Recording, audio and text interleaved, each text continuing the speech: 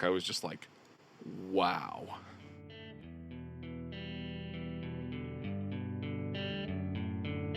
Hey, everybody, and welcome to episode 278 of the Ruby Rogues podcast. This week on our panel, we have David Brady. Today I learned that on a ship, the poop deck gets its name from the French word poup, which literally means the back of the boat, effectively ruling out my claims to a rich naval heritage. Saran Yitbark. Hey, everybody. Sam Livingston Gray. This sentence, no verb. I'm Charles Max Wood from devchat.tv. We also have a special guest this week, and that's Carina C. Zona.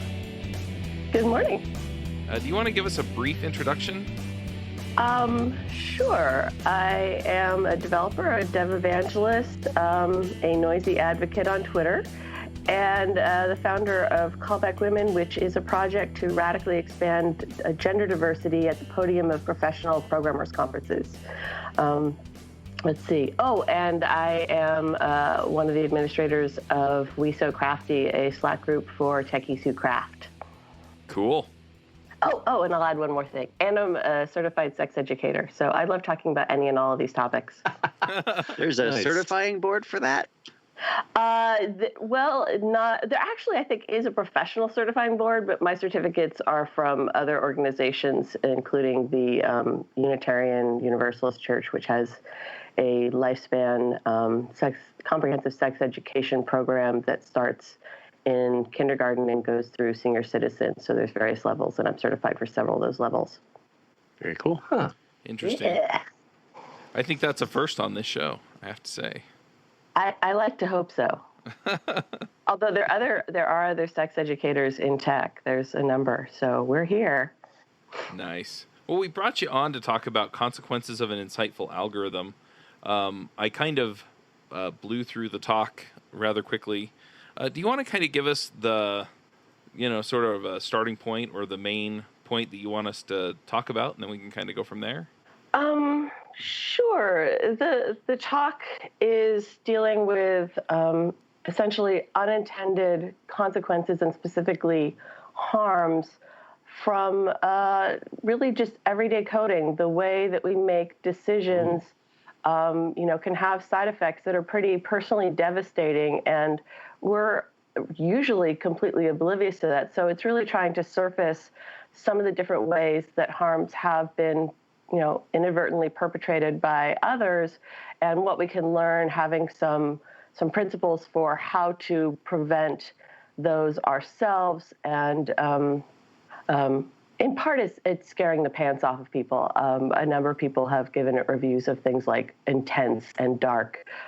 There's a number of content warnings because they deal with a whole lot of sensitive topics, which is kind of the point, that you think you're doing something really, innocuous, and somehow it can end up involving really touchy subjects. So that's the big picture of it, and also deals as a consequence of that. As a consequence, stuff like algorithmic bias and algorithmic transparency, which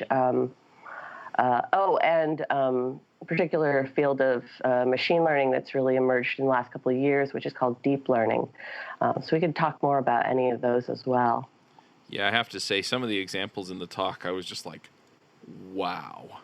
And it's, you're at the same time, my brain starts going to the place where it's, well, how could you make it not do that? And anyway, it was, I don't know if I have good answers, and, some of the things you brought up definitely would help. But even then, you mentioned machine learning, and I know that a lot of these algorithms, they just feed it a ton of information and teach it how to sort through it. And then eventually it learns. And so it's, okay, well, am I just not feeding it the right sample set? Or... there are various causes, and this is certainly one of them, is for machine learning, you have to be really careful that the training data set is very close to the production data set. And it's really easy for those to differ, particularly when you're talking about the scale of you're using something smaller scale to do the training, right? You've got big data flowing through continuously. You did the training maybe once or periodically. So, you can easily end up having greater diversity of data coming through that production stream than what happened to be hit by the training. You also, we're humans. We're constantly changing. We're constantly evolving, even on that kind of macro scale from day to day or minute to minute. So the data that was totally on point and parallel a couple of weeks ago can start migrating away from that. So we have a lot of opportunity for something that seemed like really apt training to still be off base. Mm-hmm. So Carina, we've got some listeners who are going to go from this episode directly to watching your talk. Can we, for those people, they don't know what examples you're talking about. Can we, sure. Can you give them an example? You're talking about machine learning, and so I have to confess I haven't seen your talk yet. I'm going to watch it next, but I'll just own that right now. I'm here as the straw man. I'm here as the straw man for your argument. But you said machine language, and so I can already start to see some of the horrors that are coming out of this. But can you give us some examples, or at least an example of an example? Yeah, thanks for asking. So of not that particular situation, but some other ones that are kind of related, this one is particularly fascinating to me. So there were a couple with image recognition.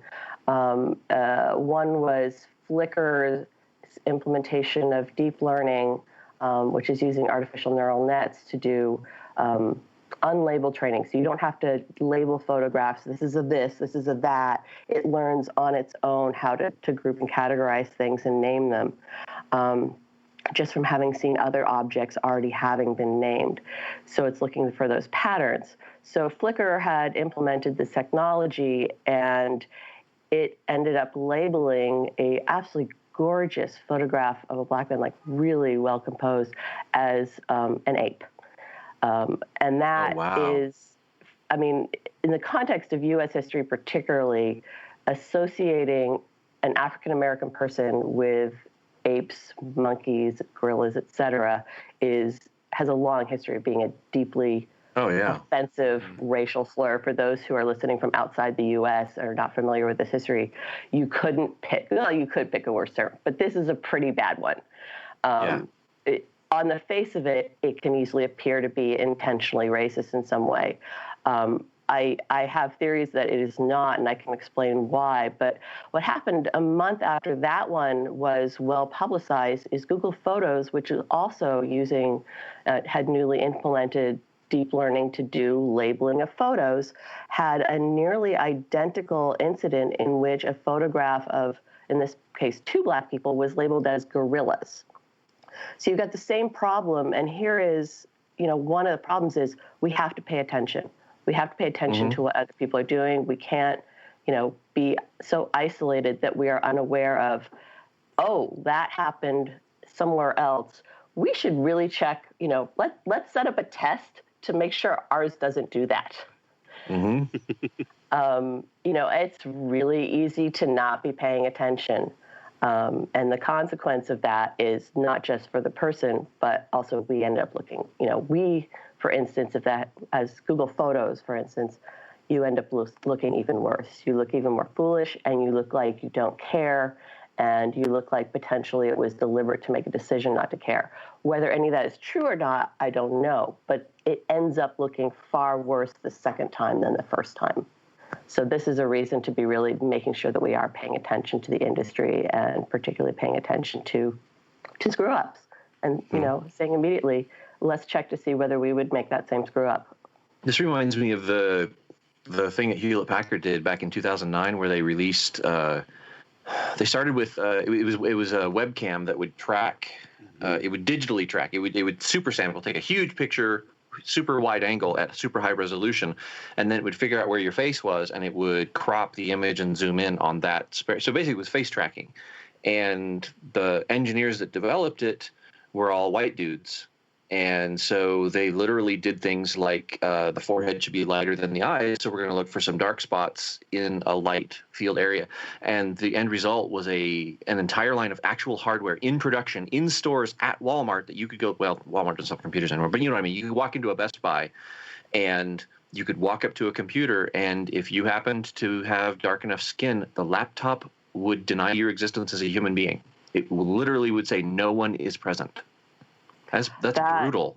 Yeah, that is. And if you think about where we've gone in later years, we have stuff like phones doing security lock, unlock based on things like recognizing your face.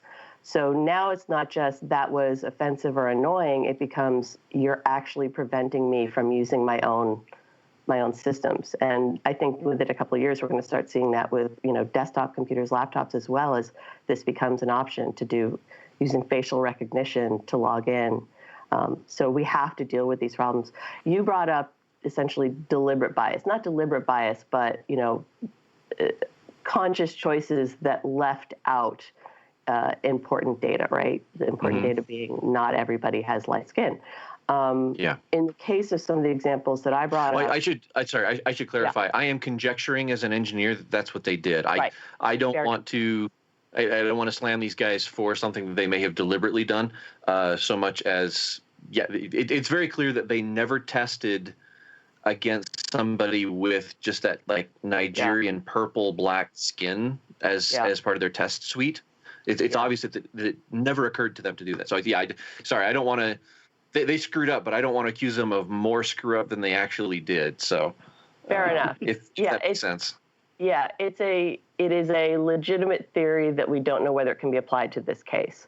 So another legitimate theory is related to data quality. Back in the 50s, when Kodak was first coming up with film emulsions for color, they made a decision. We're talking about an era in which the U.S. was still highly segregated, that they were only interested in the market for white-skinned people.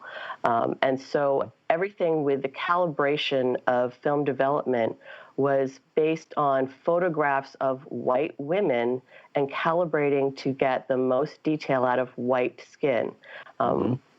Dark skin, let alone black skin, simply was not part of the consideration there. And so you had film emulsion. Literally, there's an algorithm there, right? This algorithm of repeat these steps in order to get this consistent outcome. The algorithm is only do that for white people.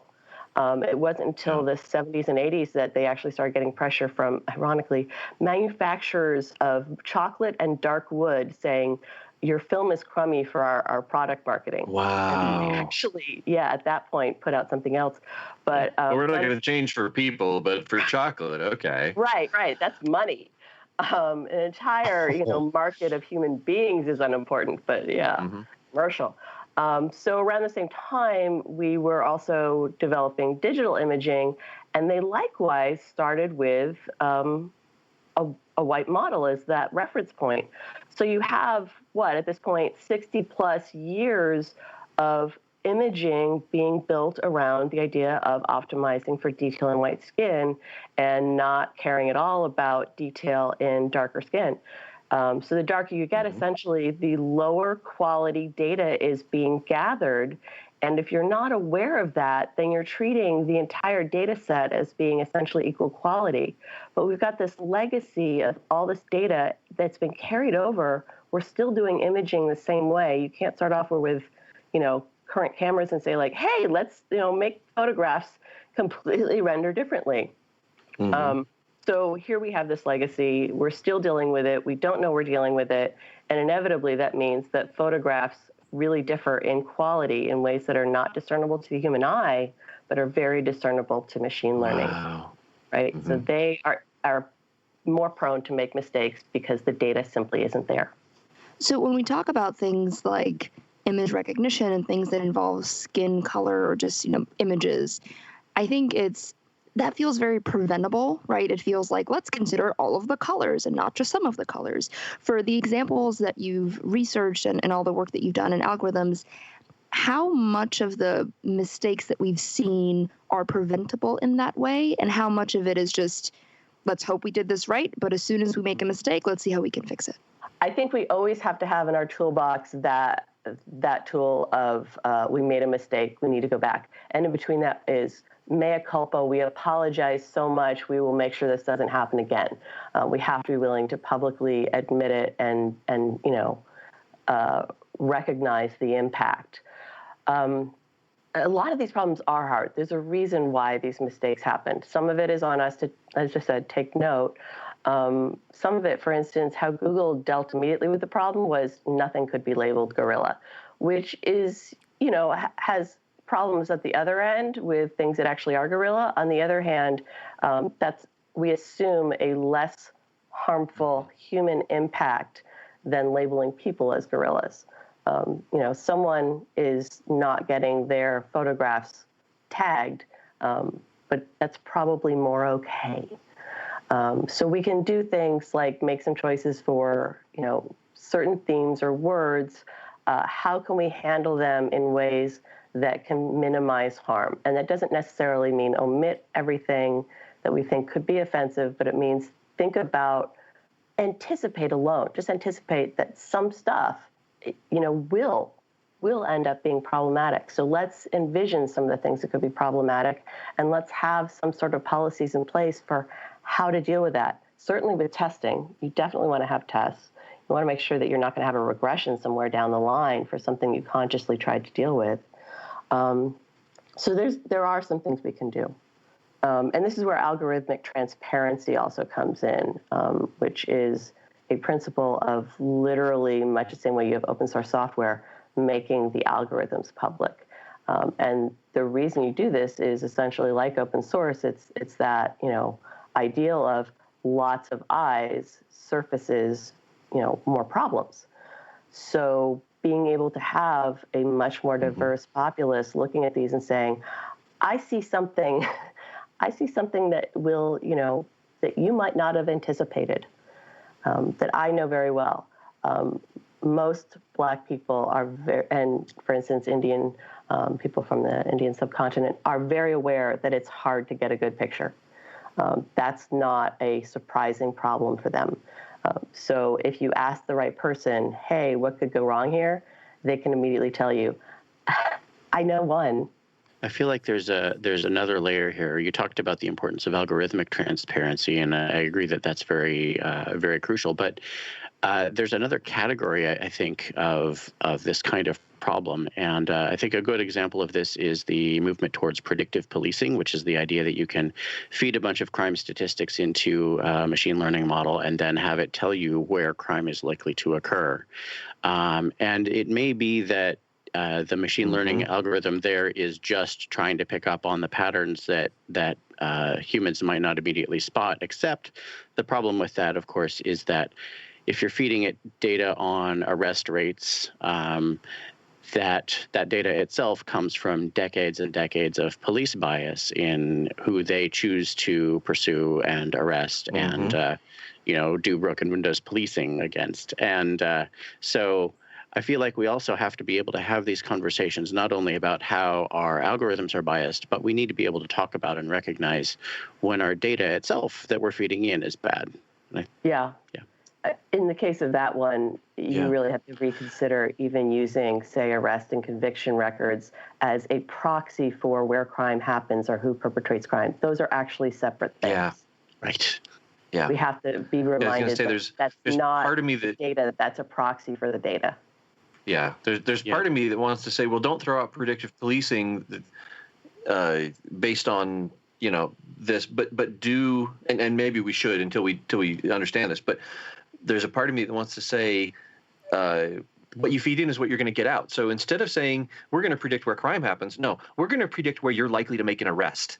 Right? Yeah. That's essentially that's the corpus that you're working off. You're working off the enforcement data. So we're not predicting where you're going to find crime. We're predicting what you are going to enforce, and I think there's some educational value in that. I don't know. That's interesting. I find that interesting. Yeah. I feel like to bring it back, though, to our responsibilities as computer professionals of some sort or another, we need to recognize this tendency that we have to take biased data and throw it into an algorithm and assert that somehow magically it isn't biased anymore. I think we need to be able to recognize that that's a problem and figure out how we might deal with it. Yeah. Yeah. Go ahead, Carina. So in the example you give, one of the problems is it's being used for the purpose for sentencing. You brought up that predictive policing is being what's extracted by this particular algorithm. That is, can we anticipate where crime is going to happen and be there essentially on the spot to prevent rather than to catch after the fact. Similar algorithms, similar data sets are being used also for sentencing guidelines. So judges are looking at these and essentially saying, a person like you normally gets sentenced for this kind of crime X amount of time, so that's the sentence I'll give you. And like what you were raising, Sam, this is a data set full of bias to begin with, that African American people are essentially punished much more for similar crimes than white people in America. So if you're looking at that history and saying a person similar to you would historically get this kind of sentence, then you're also locking in a system of bias that's existed for a long time. You're not making a good prediction of what kind of sentence will be rehabilitative, for instance. You're imposing a racial legacy that we're trying to distance ourselves from. Yeah. Sometime back around in 2003, I spoke to a judge here in Multnomah County in Oregon. I think his name was Michael Marcus. I'll look that up later. Who was had been working on a system that tried to do some correlations between sentences that were given and later recidivism rates to see if there was any data that he could get out of that. It was supposed to be used as a guide for judges to figure out how to sentence people, which I thought that was really, really interesting, and it seemed like it had a lot of promise. It was a fun thing to run across early in my career. Promise and yet very big flaws. So David brought up the point earlier about dealing with biased information. If you're feeding an algorithm all this biased information, you're going to end up with results that are biased. So as a programmer today, if I have the opportunity, kind of appreciating the fact that a product has many, many different pieces and it's built on years and years of research and work and on the shoulders of past programmers, if I'm building something like a video app or a photo app and I have mountains of data on how to process fair skin, but I don't have data because of that historical bias on processing darker skin, what is my responsibility? Do I just kind of throw out that information because it's not fair in the end? Is it my job to somehow make up for that lack of info? Like, how do I make product decisions in that type of situation? Well, I think in part the word, how do I make product decisions, or words, it answers itself. You're not the product manager, you're the programmer, and the product manager should be hearing this stuff and should be making the hard decisions about how to deal with it. What we can do is say, here's a list of ways I know how to deal with it, and let's as a team discuss, find even more. One of the ways that we deal with these problems is by having diverse teams and by crowdsourcing to people outside of our team. Right now, Google is dealing with translation and accent recognition, both by crowdsourcing. So they're using Mechanical Turk to crowdsource how to interpret Scottish accents. It turns out that is where they fall apart completely. In fact, if you look on YouTube, there's some hilarious videos. Google also has an app whose name I believe is Crowdsource, which is giving people examples of written and verbal language to interpret for them, to essentially teach their algorithms how to be better at interpreting hard problems. So this is a great way to extend your knowledge beyond the team and let an entire world of people contribute their data, their knowledge, their perspective to these problems. We don't have to solve this all within our own team. In fact, we should assume that there's no way for our teams to be diverse enough to understand a world of perspectives. Mm-hmm. That is a good starting place. I want to reiterate a point here because I hear this fairly frequently, this question that's basically, I see these problems and I have a hard time finding enough diverse people or building a diverse enough team to solve these problems. And so I just want to reiterate that point. You don't have to have those people on your team. It's ideal if you have some of them, if you can find them and get them on your team. But crowdsourcing outside your team will help you compensate for the other biases that you can't account for by having people on your team. And wherever possible, pay for the time that you use. Yeah, Mechanical Turk pays a little pittance. Crowdsource doesn't. And if you look at the reviews for the app, people do call that out. Fair. I eagerly did a bunch last night, and there was a point at which I said, I just spent an hour on this. I don't need a lot of money, but Google's getting a whole bunch of value out of what I and all these other people are doing, and they can afford a little pocket change. So going back to your point about diverse teams, I will say that I'm going to draw a hard line here, and you do have to have a diverse team. It's not enough to sort of give up and say, this is really hard. I don't seem to be able to have a diverse team. You have to start there. Crowdsourcing essentially is additive, not substitute. We have to be able to solve a lot of problems within the room. I was wondering if we were going to let Chuck get away with saying you don't have to have those people on your team. He didn't say those people, but I was going to say thank you for clarifying that because I mean what essentially I was trying to say was that the ideal situation is you have the diverse people on your team, so go find them. Yeah. But for the biases that you can't find people that will help you account for those. And as you said, there's no way to have a team that's going to be diverse enough to account for all of these situations. Mm-hmm. Make sure you're doing the crowdsourcing. Carina, did you see the article about Nextdoor that came out this week? Yeah. Where they reduced. So I'll put this in the show notes. This is fascinating to me. Nextdoor is I guess it's a neighborhood watch program where you can kind of, it's like Facebook, only you can basically say suspicious person breaking into car, da da da da. Yeah, we also sometimes use it for here's some stuff for sale, but that seems to be the majority use case. Okay, yeah, and I guess the problem with Nextdoor is that it's used by people in geographical communities, which are already reinforced by the big sort of the American population.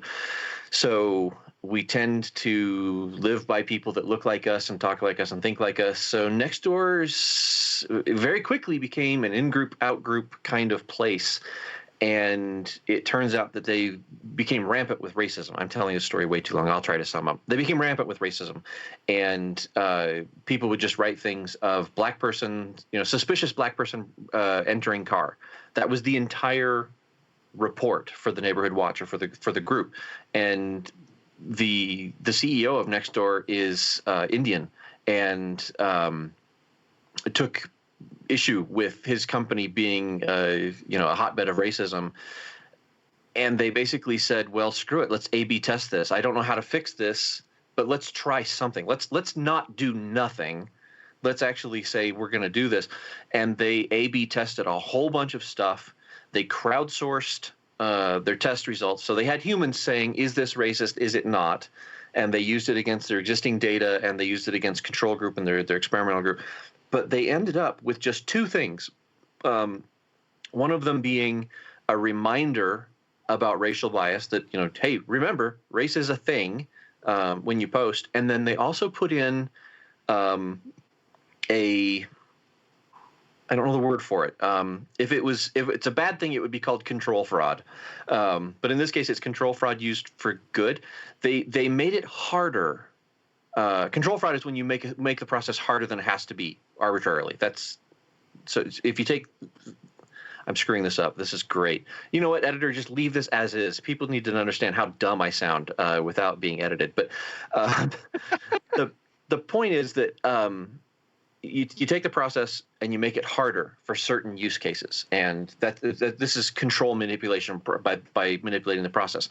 If they detect that you have reported something to do with ethnicity in your report, they immediately pop open a form that says you have mentioned race in your post. You need to supply at least 2 other identifying thing. You can't just say, Mexican person getting into a car. You need to tell us what was he wearing? What was he doing? What was he, how tall? What was the age? What was the gender, if it was a male or female? You need to supply more information about this person. If you are just saying dark-skinned person getting into a car, no, we can't. And what they found was over 50% of reports that involved the keyword race got abandoned. The person writing the report, well, dark-skinned person getting into a car, and then it said, boom, you need to give us 2 more details. And they said, you know what, I'm just not going to post it. And Nextdoor's CEO said, awesome. We didn't want those posts anyway. And it's like, when are you going to find a content manager saying less content, less traffic is good? And in the case of Nextdoor, that's what it was. This episode is sponsored by Hired.com. Every week on Hired, they run an auction where over 1,000 tech companies in San Francisco, New York, and LA bid on Ruby developers, providing them with salary and equity up front. The average Ruby developer gets an average of 5 to 15 introductory offers and an average salary offer of $130,000 a year. Users can either accept an offer and go right into interviewing with the company or deny them without any continuing obligations. It's totally free for users, and when you're hired, they also give you a $2,000 signing bonus as a thank you for using them, but if you use the Ruby Rogues link, you'll get a $4,000 bonus instead. Finally, if you're not looking for a job but know someone who is, you can refer them to Hired and get a $1,337 bonus if they accept a job. Go sign up at hired.com/RubyRoguesPodcast. We've talked a lot about how these algorithms sort of see or detect or, create these social situations around how we see people. But it's interesting because sometimes these algorithms just bring something up that sets somebody, that triggers somebody, that makes them sad or reminds them of something horrible that happened. I think on Facebook there were issues where it brought up in the past, so many years ago or whatever, and it showed like somebody's daughter that had passed away or somebody's dog that had passed away or something like that. And, as you can imagine, it'd be fairly traumatic. You're skimming through there and you're seeing what your friends are doing, and then you have this right in the middle of it that, is emotionally jarring for you. Yes. So Facebook has particularly had problems with this and had a lot of complaints from people due to the year in review, which they do in December, and the service that they started, I think, within the last year, called On This Day, where they harken back and find some sort of post previously and say things like, 3 years ago you did this, or here's a picture of something you were excited about 2 years ago. And many people report that what it tells them to celebrate is, yay, 3 years ago, here's your dog. And they say that's the dog that died 3 years ago. That's why we were discussing it so avidly. A year in review, the notorious example was Eric Meyer? His 6-year-old daughter had died, I believe, of cancer.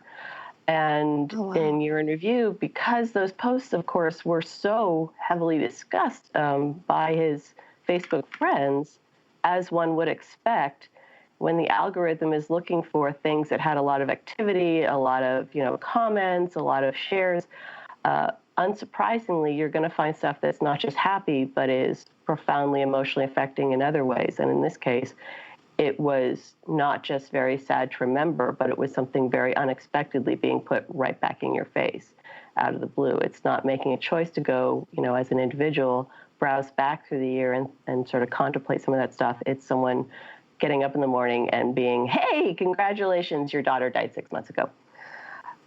Unintentional, devastating. Some other examples, that same Flickr example included one, trigger alert, content alert, Holocaust. It tagged a photo of Dachau concentration camp as a jungle gym. So again, you can be innocently surfing for, hey, show me some, kids' playground equipment, and suddenly get hit with a really unexpected, devastating image. Interesting thing about this one, and here's another one of our little guidelines to look at. The photographer knew where they took the picture. The photographer had already tagged it as Dachau. This is a great example of make sure that we're not assuming that machines are smarter than humans. We have to look to the native human knowledge that's being provided and say, how can we add to that, or what can we derive from that, rather than what can we substitute for that? That's a really good distinction. Thank you for drawing on that.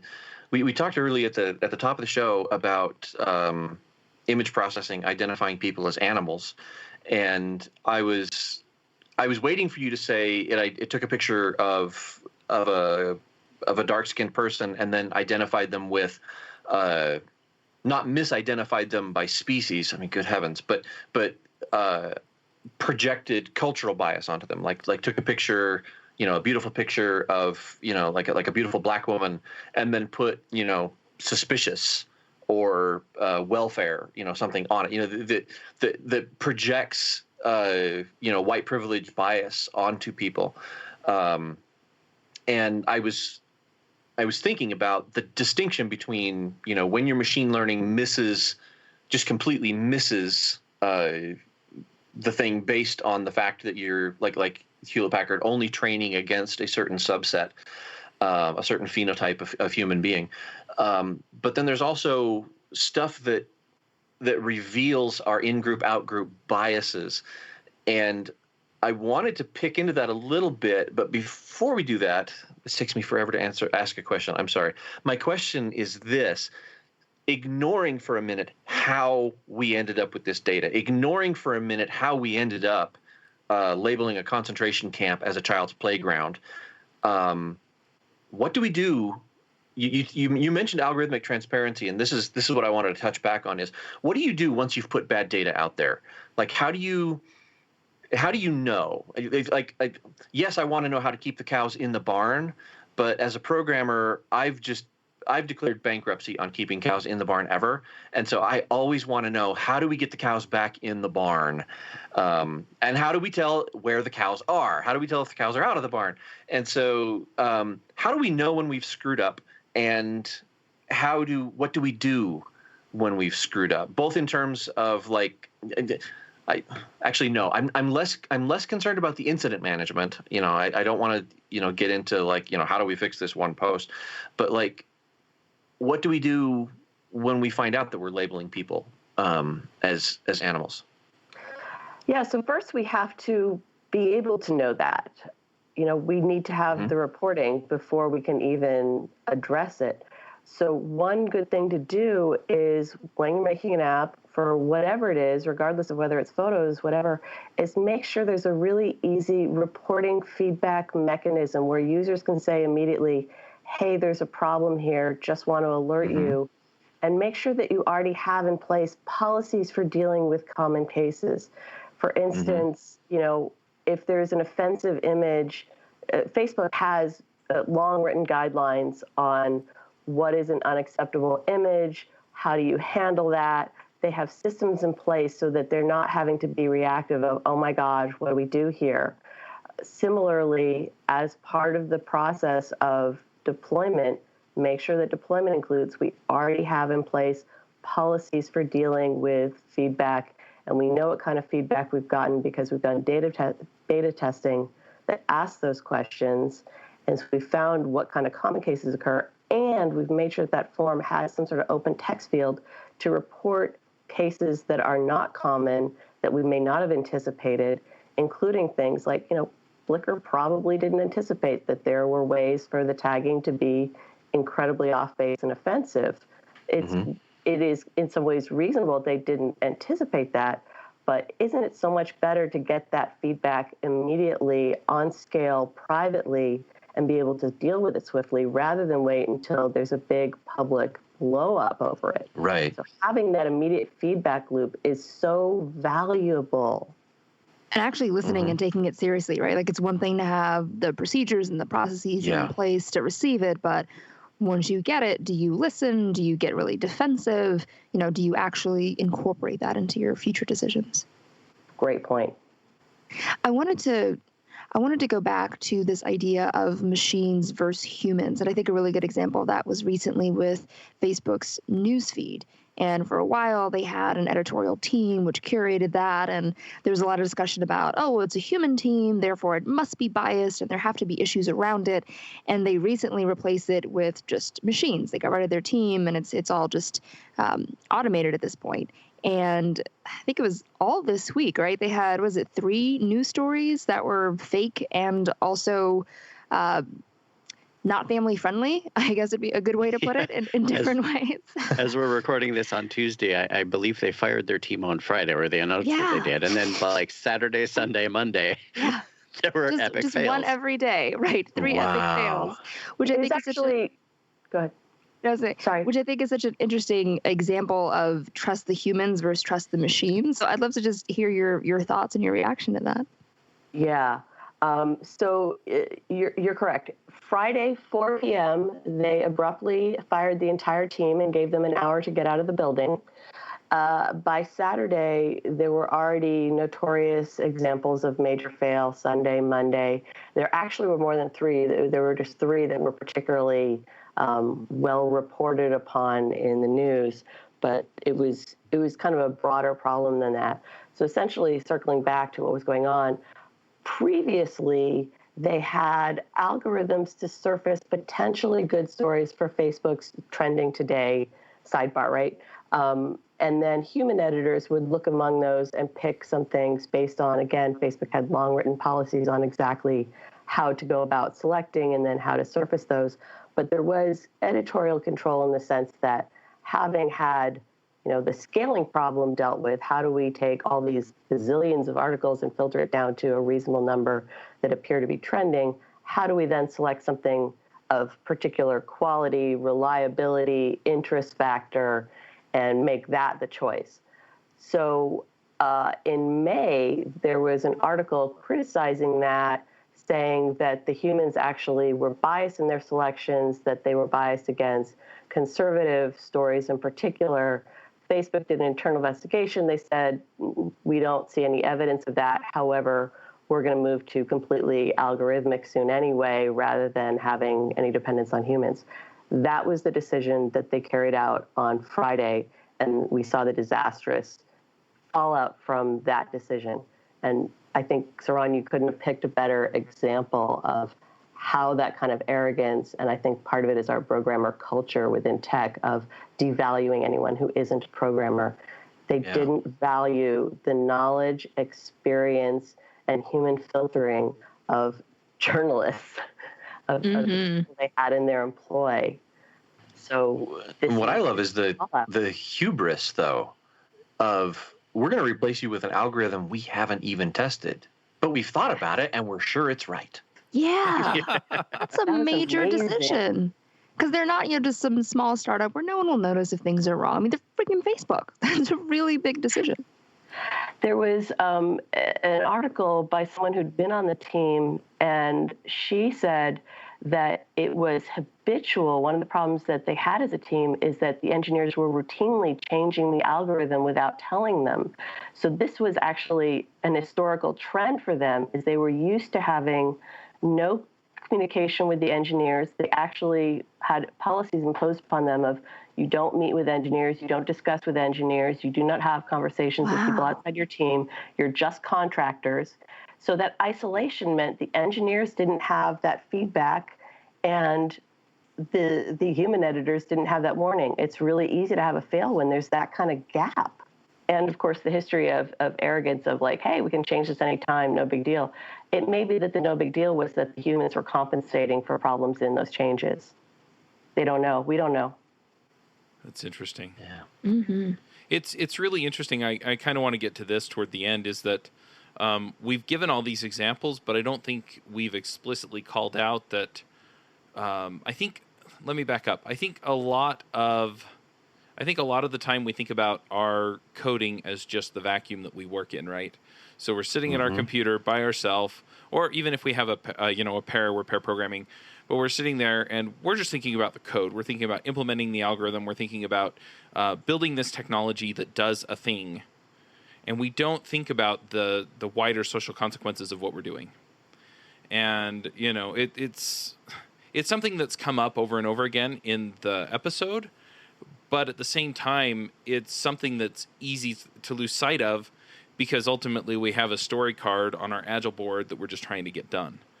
And so, some of these things are, pretty serious things, and they're widely publicized because they're large companies doing it. How do we become more aware of this? I mean, we've talked about diverse teams, but, if I'm just working by myself on a project, how do I personally try and be a little bit more mindful of the social consequences of what I'm doing, even if it's something relatively simple or relatively small where I don't have or involve a team? I think what I've discovered is there's no such thing as something that's relatively simple. As soon as you're dealing with humans, it's always going to be more complex than we think it is immediately. So some of the things I brought up, I think, are applicable to that, even as a one-person shop, or particularly as a one-person shop. Ask more people than are in your circle. Ask a lot more people. Do beta testing that is as diverse as possible, geographically, racially, gender, religions. I mean, find as many possible axes of human diversity and make sure you're hitting them all in some way. Even if that's just a sample of a couple of people per, make sure you've got a really broad representation of possible users. And if you don't, then make sure the release is only to people who fit the group you've tested with.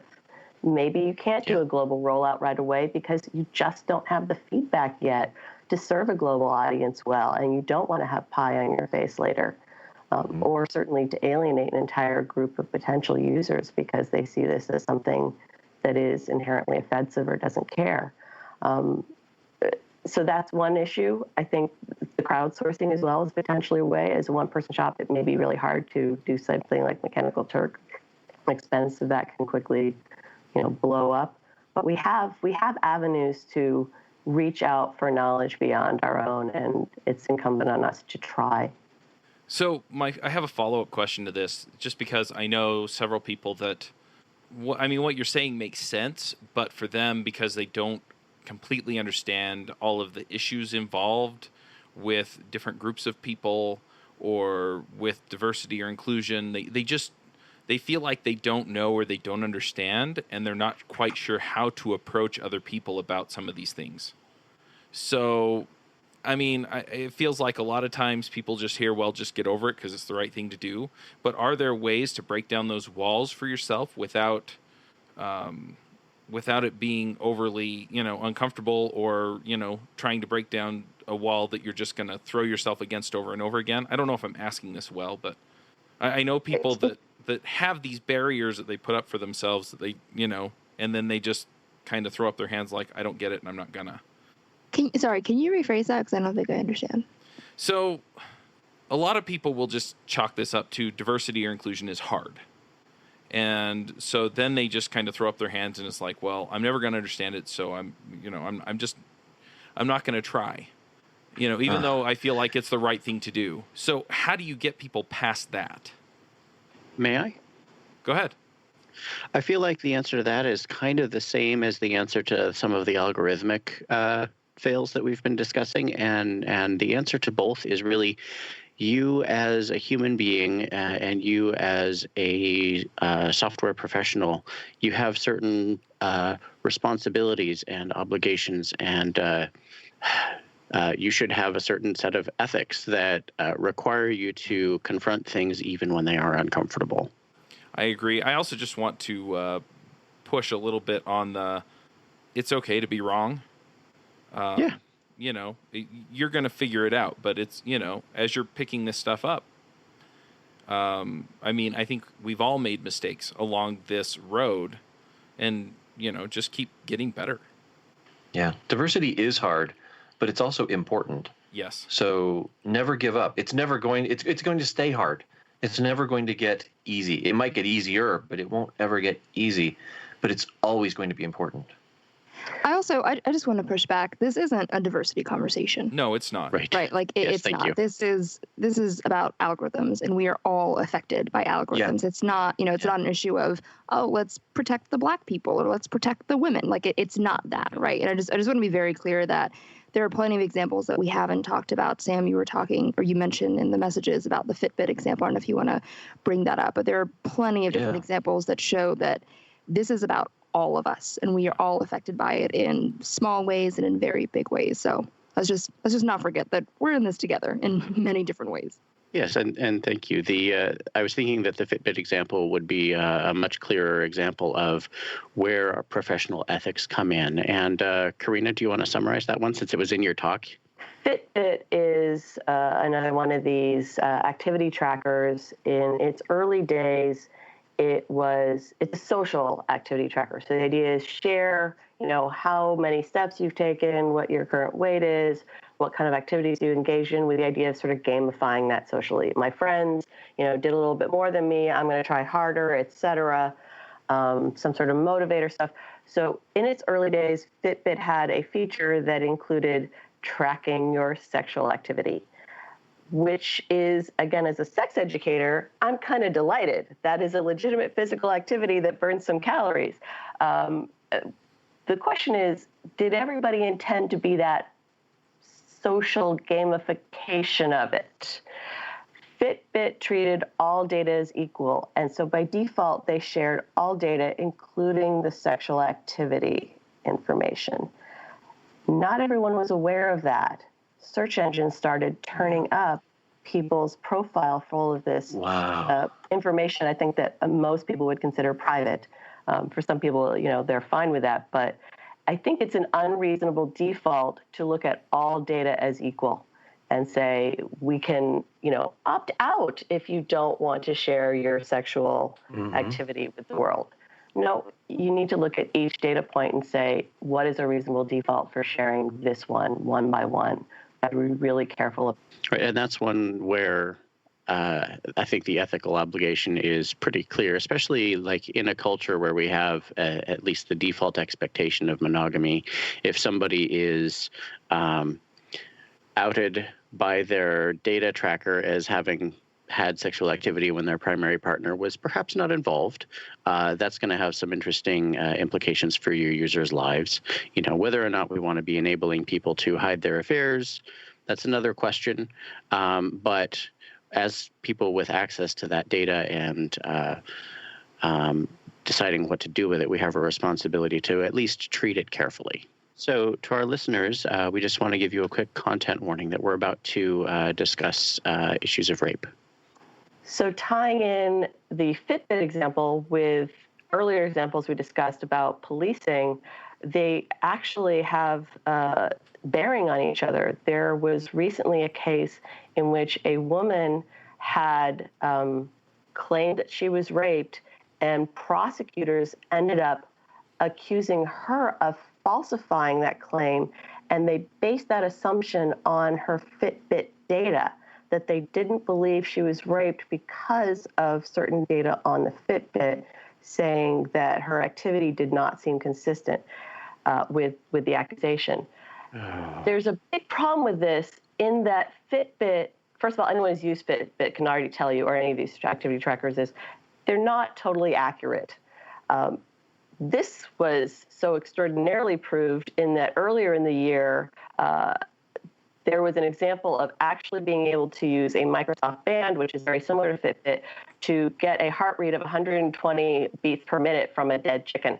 So saying, this is so reliable, we can use this to prosecute someone, and she ended up getting sentenced to, I think, like 2 years in jail. Oh, 2 years. She actually was ordered to serve 2 years of probation based on that Fitbit data, which we know to be very imprecise, not entirely reliable. It's used more for entertainment purposes than it is for precise data.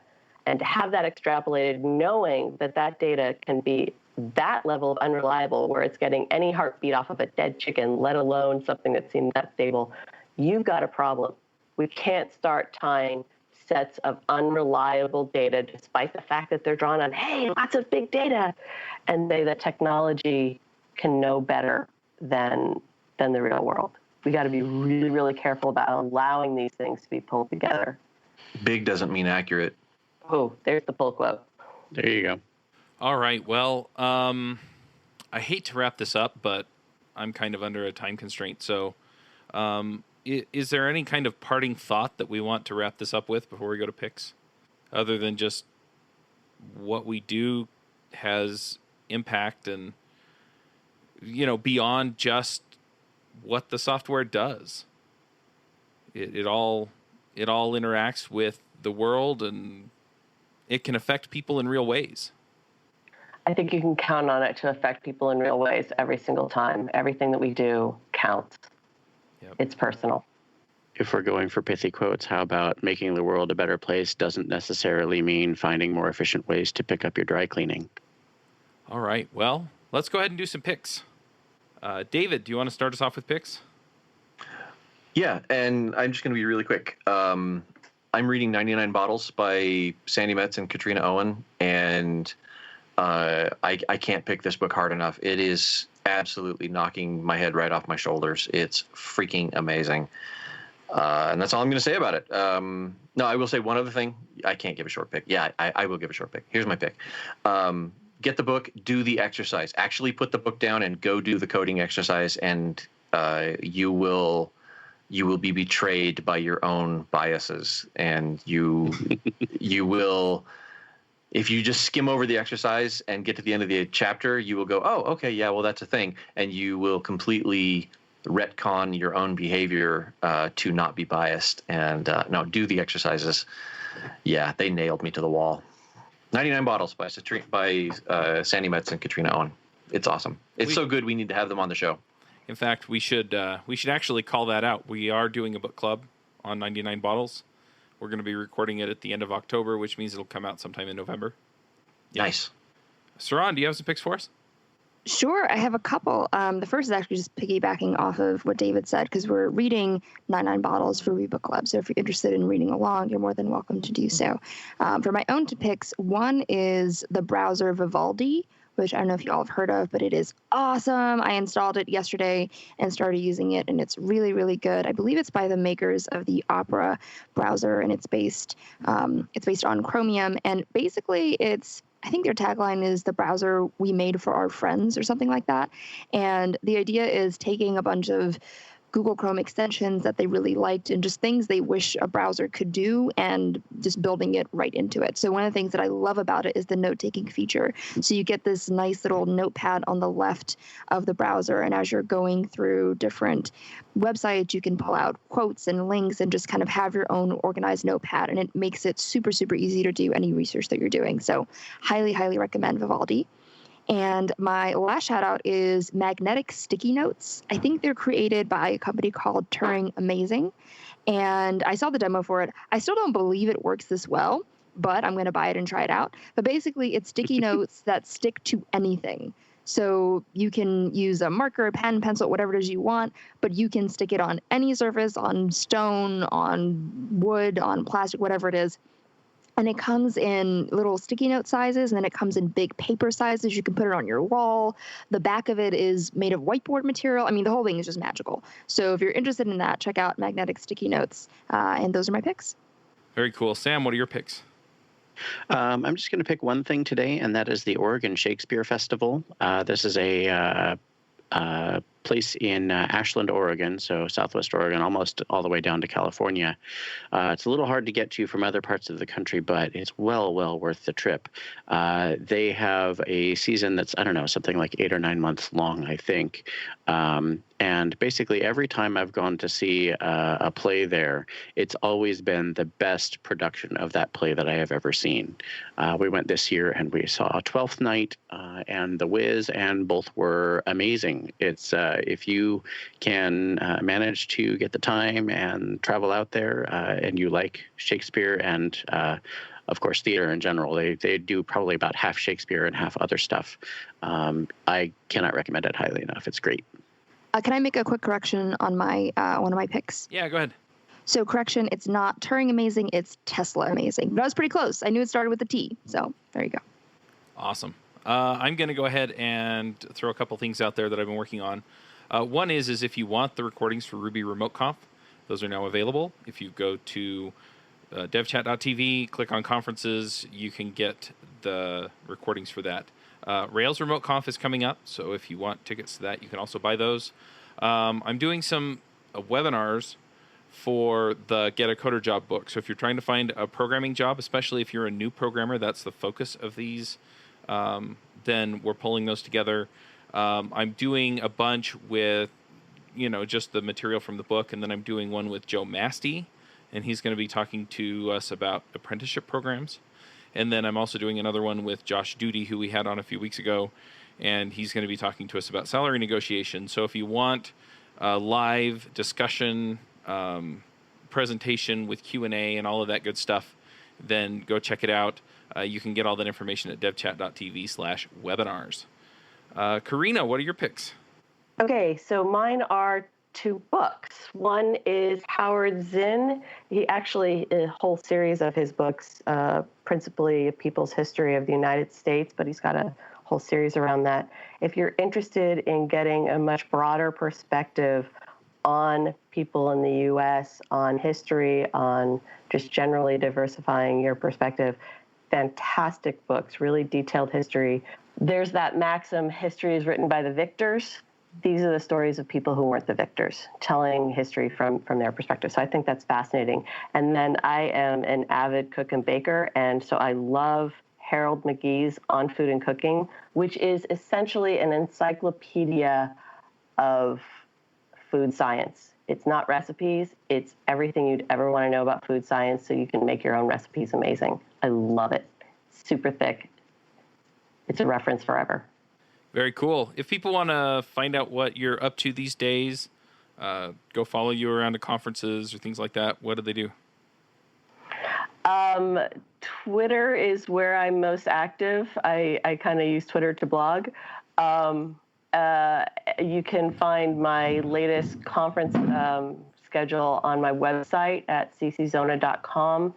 My next couple of conferences are Uruco in September, Lean Agile Scotland in October, SCNA also in October, and November, go to Berlin. So I'm pretty excited about all of those. Very cool. Well, we're going to go ahead and wrap this show up. Thank you for coming. It was really interesting just to think about the impact that our code has outside of our teams and our companies. So thank you for making us think about this. Thank you. Thank you for having me. You also brought up so many examples I didn't know about, so I'm loving this. All right, we'll wrap it up. We'll catch y'all next week.